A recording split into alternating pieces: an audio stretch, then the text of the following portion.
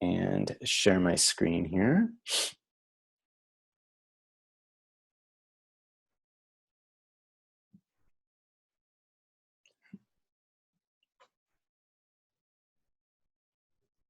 All right, well, welcome everybody to our Guatemala Digital Storytelling Teacher Training webinar, where we're here to talk to you guys about this amazing opportunity for teachers to learn digital storytelling and curriculum that you guys can take back to your classrooms.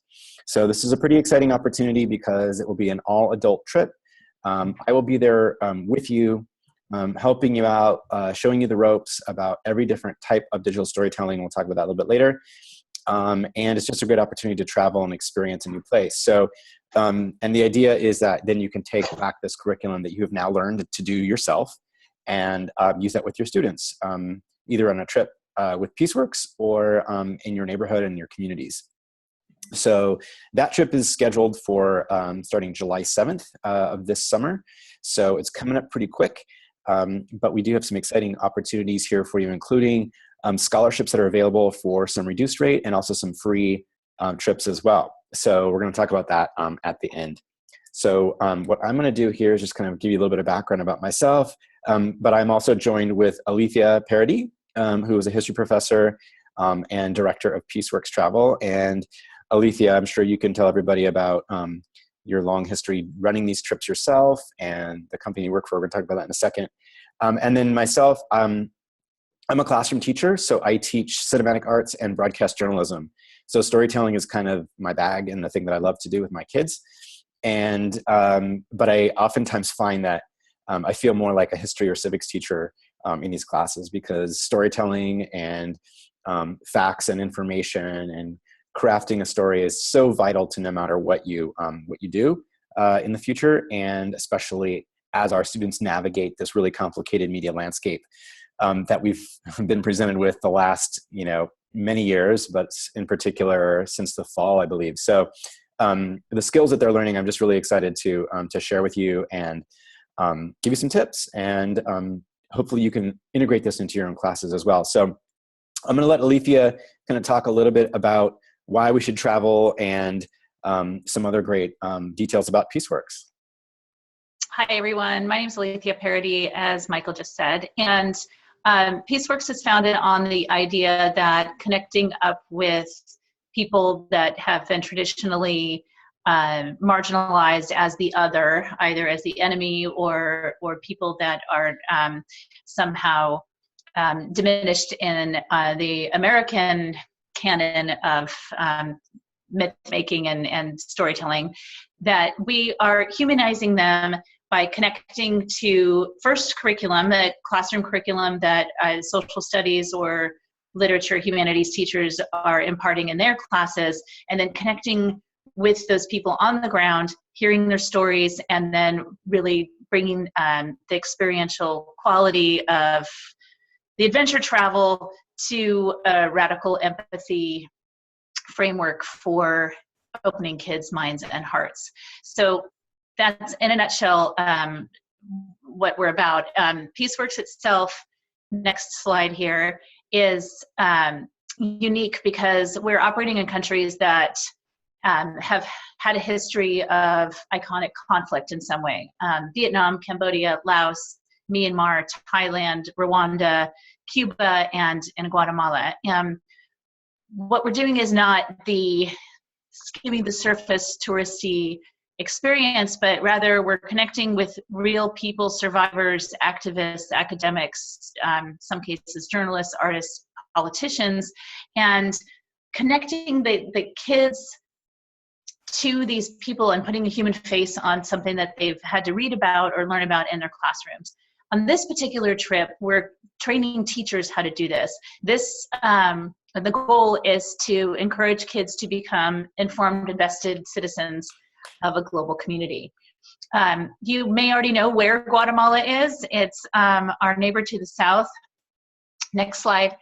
Our neighbor to the south, adjacent between Mexico and Belize. And Guatemala is a perfect landscape to dive into a lot of the contemporary issues that our nation is discussing, including the the role of the United States in hemispheric relations, what kind of autonomy Latin America has enjoyed, absent U.S. meddling in their own fledgling democracies, how there's migratory patterns of human beings coming out of these places once their economies and their autonomy has been disrupted. So the roots of this are really relevant, and they go deep, particularly with our current administration and putting industry individuals in positions of political authority, which some of you may know was the cause of the 1954 overthrow of Jacobo Arbenz, the first democratically elected president of Guatemala, United Fruit Company, who was closely tied to the Eisenhower administration. As Secretary of State was closely tied to that business, thereby authorized a military overthrow, which has, the ramifications of which would been being felt up until just recently.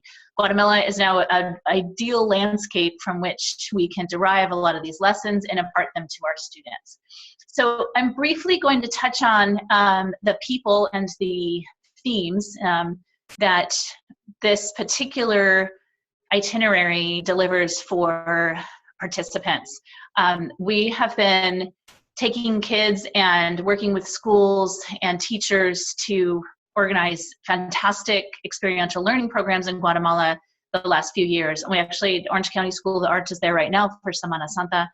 And the focus is very much on putting a human face on these iconic issues. So Guatemala has the largest gender gap in the Western Hemisphere. So we're focusing on girls' empowerment. We're looking at the coffee trade.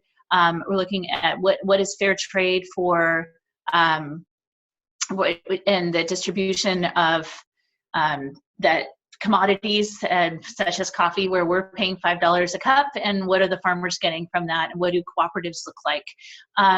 And in this process, you're going to be learning from an accomplished journalist, broadcast journalist, instructor, and award-winning educator.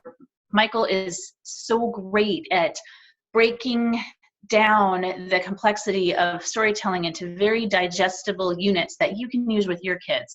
I myself, I'm going to be really honest with you, I went to law school because there was no math and there was no tech on the LSAT exam. There was nothing, right? There was nothing terribly complicated in that realm to master. Instead, I've become experientially educated human rights activist, and I'm very adept at breaking down complex foreign policies and history and the relevancy of cultures to kids. When you marry that with the digital storytelling, you're really giving people a whole new language. There's a whole freedom in distributing truth.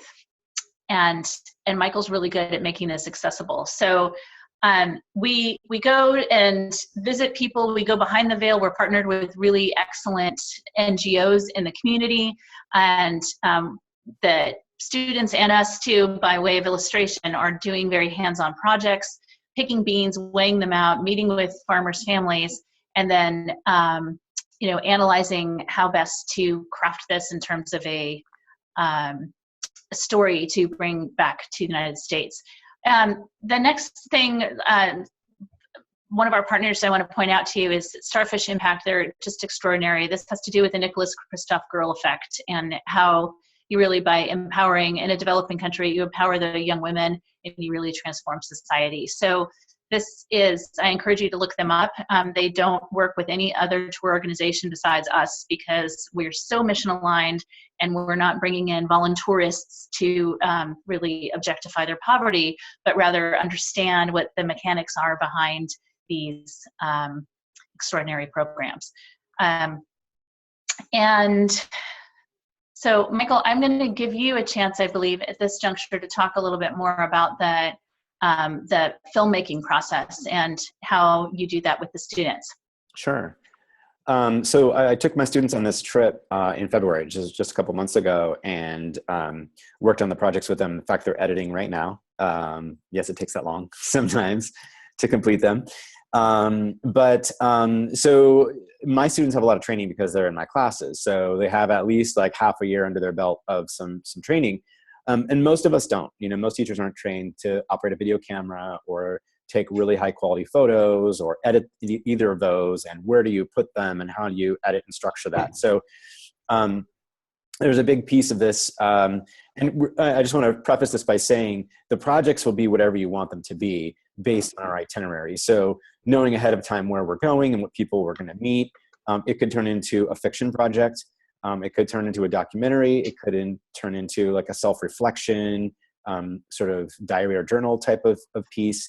So I want to make sure that that it's flexible and it's to meet your needs. And whatever you need to do will help you do that and provide you examples as well to model. But definitely we want to talk about visual literacy. So that has a lot to do with obviously photography and video, but also some infographics as well. Oh, Michael, I think you're breaking up a little bit. Okay. Can you hear me all right now? Okay. I've got something here. It says internet connection's unstable, but can everybody hear him? Julie, maybe it's better now. Nod your head if you can hear me. Yes. Okay. Okay, good. Okay, so if I'm good, I'll continue. Yes. So again, visual literacy is really key, but I think the background and the fundamental and the underlying structure for all this is skills that you would learn and use in any class, whether it's science or history or English or whatever, math, which is research skills. So you need to understand the topic, you need to understand the people, you need to understand the context. So we'll talk a little bit about that, what that might look like for you and your projects, and what it might look like for your students. Developing creative and nonfiction writing. So creative writing and nonfiction writing are very interesting. They're actually very similar in terms of structure and things, but we don't typically think of a documentary as being written. We think of it as like, let's just roll the camera and see what happens and like edit this together, or take a bunch of pictures and hope that there's some kind of pattern. And so we're going to work on that and show you how that's not a good idea, and some better ways and some better methods to do that. And so when we talk about writing, we mean like literal writing, like potentially you're making blog posts. And so all of your literacy skills that you might have in an ELA class are going to be exercised and developed there. But also different kinds of writing. So how do you write with image? How you write with sound? Those are also, they have their own unique grammar and technique. And so we want to see how those two can sort of like resonate with each other, and how you might do that. A big piece of this too is the interview. And so, we're going to meet some people who are very, very different from us, have a very different experience from us. We got to meet and interview two, they don't like to call themselves Holocaust survivors, genocide survivors. I almost pulled a Sean Spicer there. The genocide survivors are basically victims who grew up during the Civil War and what their life was like, and what they saw and witnessed. And they're now like my age, but which is very young. So it was a really interesting experience. And how do you approach people who are strangers to you? How do you approach people who are adults or people in authority? How do you talk to people and ask them questions when you don't speak their language? And so that's a really interesting, sort of situation to be in. But again, just like the rest of the story, there's a lot of research involved, a lot of planning, a lot of thoughtful, mindful processes of how to do that. Okay, and so that's one thing I want to add. It's really wonderful here is the synthesis between Michael's particularly adept at teaching you how to frame open-ended questions for your students and get them thinking, knowing the history that you've already taught them. And we provide you full course curriculum on this, by the way. The whole history course of a destination is your open educational resource. Michael's really good at taking you through the process of teaching kids how to ask open-ended questions so that there isn't a predetermined answer. It's easy to oversimplify. Genocide, massacre survivor. Okay, they must be the victims, and there's no complexity to that narrative. Well, if you're asking open-ended questions, you're going to get closer to the reality of what someone's experience is, and those skills are applicable back here at home. Mm-hmm. Yeah, and a big piece of this is the empathy piece. And I know a lot of my friends work with design thinking and a lot of those sorts of techniques in their classrooms. So this is definitely a way to build empathy, both from the front end when you're doing the research, but also when you meet and talk with people. You have dinner with them, you have meals with them, you go to their house and visit them to really understand. And I think, obviously because of cost and time and everything, it's still tricky to get out, but there's no better way to truly understand anybody than to have a meal in their home and to look them in the eye and talk with them and have these great conversations. And I think that's actually one of the best experiences we had with the Project Starfish girls. Some of them came and had dinner with us one night, and we started off sort of like everyone's not quite sure what to say. But then by the end, it was a really boisterous, jovial conversation between my students and these girls from Starfish who lived in, by our standards, like some serious poverty, and have limitations culturally and otherwise to education and things like that. So, textbooks are great, but they're very vague and abstract, and words are just that. But when you see it and you smell it and you feel it and you taste it, that's when you know. And so experiential learning is the only way to truly build empathy. And even then it's got limits. So we talk about that a lot too with my students, like, are we just going in to exploit people and take their picture and then run away? And what do we do with those stories that we create? And so we have these really interesting conversations, a sort of metacognitive sort of, why am I doing this? And why am I choosing these words? And how come I framed the shot that way? And how do I talk about someone in an ethical, respectful way? And these are conversations we typically don't have in our classrooms because there's no time or because it's not on the test or whatever. And again, these are skills that apply to every subject area. So if you're a scientist, you clearly need to be making a lot of ethical decisions about what you do and how you do it. Even your choice of what to experiment and research, right, has sort of an ethical component to that, and who's being affected by it. And so again, that's a big piece of the story too. It's like, we're not just making a story for ourselves, we're making it for a broader audience. And so we want to be really aware of what the impact is going to be on that audience. And so that's part of our research piece as well, is like, who's going to see this? Who's going to read it? What's your intent? And how do we get there? How do we make that effective? So that's really, really important. And then again, the historical context. So through that research, you really start to see and understand that. And then again, when in these interviews, you like talk to people and they're just very open and honest about their experience. And it's, it's pretty raw and shocking to have, someone, talk to you about how they were, naked in the jungle trying to survive and didn't have anything to eat for, a really long time. And they didn't have any shoes. And, they were always in fear that either the guerrillas were going to kill them or the government was. And so when you hear that in their voice and when you see it in their eyes, there's just no better way to really understand that. And, speaking for myself too, like, I'm a semi-educated person. Like, I kind of think I'm aware and am learned and try to read, but it really makes a lot of sense for me in my own life, having empathy for my students too, because every student is coming from a different place. We have maybe sort of an average type of demographic in your school or in your community, but we always have these folks who are coming from other places or have different experiences in their life or their family. And so for me, it's really helpful to be a teacher to kind of be more aware of my empathy and people's experiences that are under the surface that you don't really know about. So it actually, I think, makes me a better teacher, in addition to, just the storytelling skills, which is sort of the main focus. But so I love all of these layers of learning that we're going to be experiencing and developing. And, every night we'll have like sort of debriefs on some of these things to kind of work it through and talk it out. And I think that's a really important part too, because, teachers are meant to learn, not just regurgitate. And I think sometimes we don't get that opportunity. So this is a great opportunity for us to be learners again and see the joy and the passion that can come from learning if it's something that we really care about, that we know has meaning. So anyway, so I'm kind of blabbing on the slide for interviewing survivors, but it all kind of ties together. So these are some images from some previous student trips. And again, the students kind of develop their own sort of story and visual style of what they wanted to do. You can see on the image on the left there is a girl with a white sheet behind her, sort of a stark white sort of technique to doing portraits of the girls from Starfish. And then also it's interesting, you can see these kids on the right, like my students actually started collaborating with the Project Starfish girls. Like they helped write and rewrite questions, and they sat down and conducted some of the interviews of each other. And so it's not like a top down kind of thing, or like, don't touch our gear. It was a really great exchange. And it was empowering for I think both sides of that too. So again, sort of like what you want to develop and what you want to do is what we want to help you with.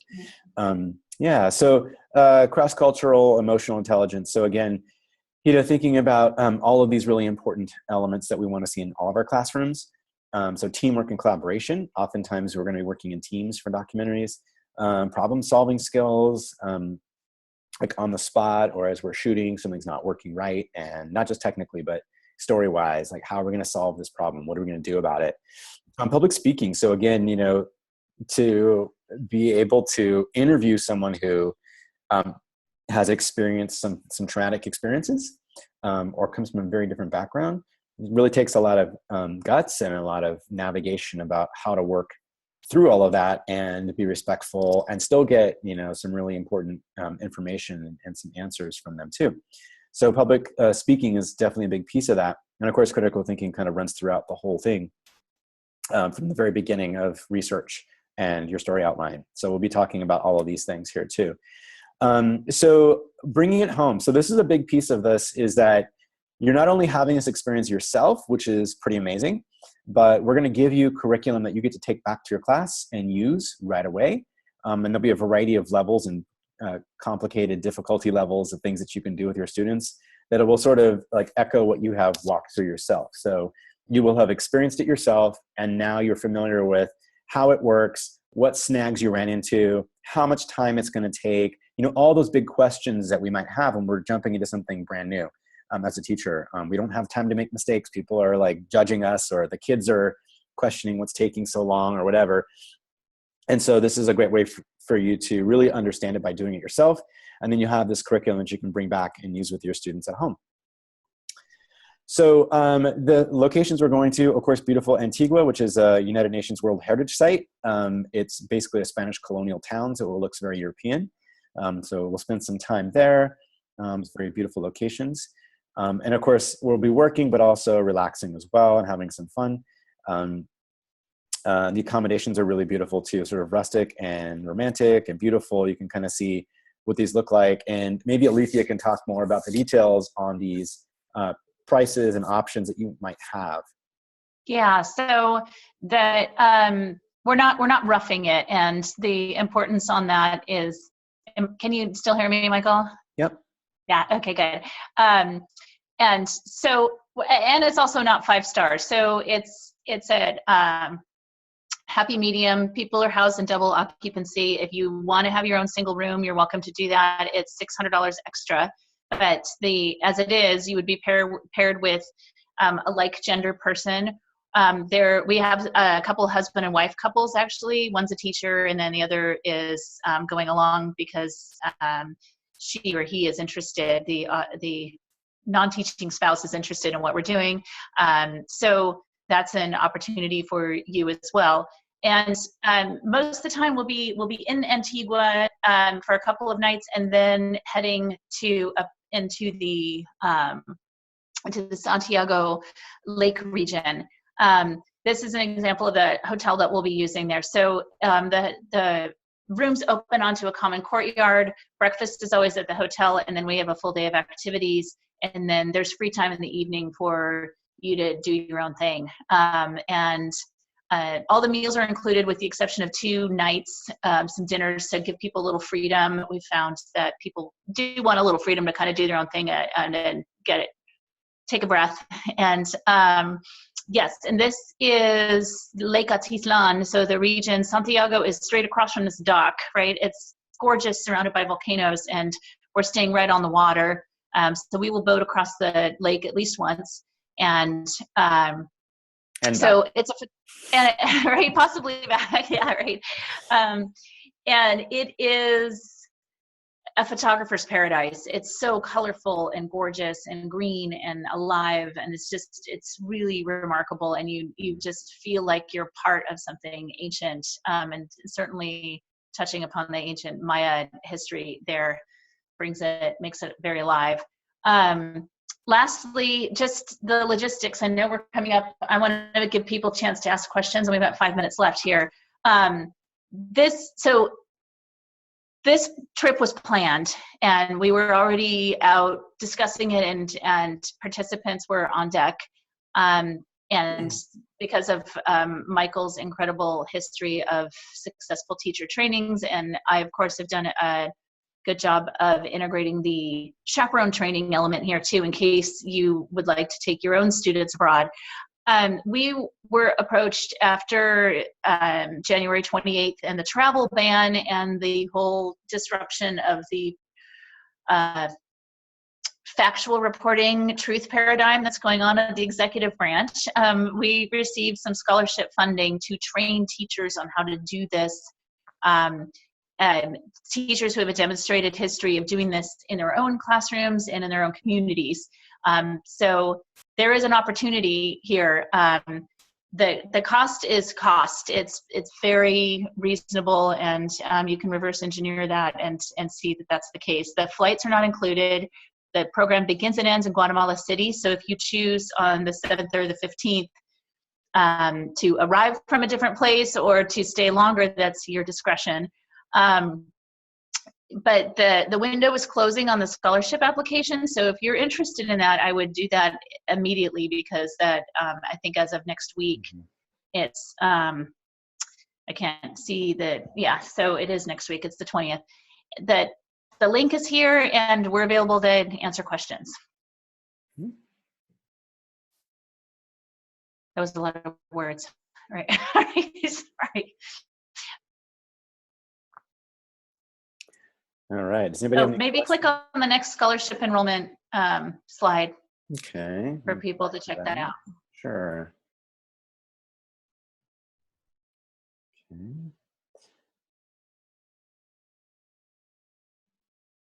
Did it pop up? Yeah, here we go. All right. There. Yeah. There we go. Okay, so the 22nd is the last day. Sorry, I didn't have that memorized. So the links are there. You can check out our website. Really compelling. I would direct you also to the student videos tab on our website, which will show you some of the previous creations of our student travelers over the years, and from a variety of schools, and the ways in which other teachers have turned this opportunity into a credible means of giving voice to previously marginalized or voiceless people. And those have taken the form of blogs, photo essays, full-blown documentaries, or even just like personal biography pieces. So you can see kind of a range of the creative possibilities on the PeaceWorks website. All right, cool. Come back to this. And this is the link directly to that scholarship opportunity and application. So you get more details on that scholarship right there. I know it's kind of a lot to write down, but you can come back to that. All right, cool. So we've got just like a couple of minutes here, so we can be respectful of your time. If anybody has any questions about that or the trip, I think it's just you now, Julie. So I'll unmute you. Do you have any questions for us? I don't think so. It sounds like such a wonderful opportunity. Okay, great. And I know that your background is in science, as a science teacher, right? Right. Yeah. Yep. And so I'm wondering how we might be able to, as a science teacher, turn some of those storytelling into something that you would actually use in your curriculum. Whether it's environmental issues or things like that, Well, I teach sustainable food production, so it's pretty easy Oh. to see the connection. Okay, great. Totally. Yeah. Yeah. All right, awesome. I would think also that deforestation, Right. we've had we've had chemistry teachers, for example, at like the long-term relationship between leaving war remnants subterranean munitions or chemical warfare, which was used in Guatemala way back during the Civil War. What impact does that have on agriculture and biodiversity, and then people living downstream? Mm-hmm. So there's a lot of stories there that can make the curriculum put a human face on some of these more scientific abstractions. Right, right. Yeah, cool. All right. Well, we have reached that time. And of course, if you have any questions, you can reach out to Alethea at Peaceworks Travel for more information or follow-up questions. And again, this will be archived on the Peaceworks website, so you can see this whole presentation if you missed it. And we look forward to seeing you guys in July. Take care. Nice to meet you, Julie.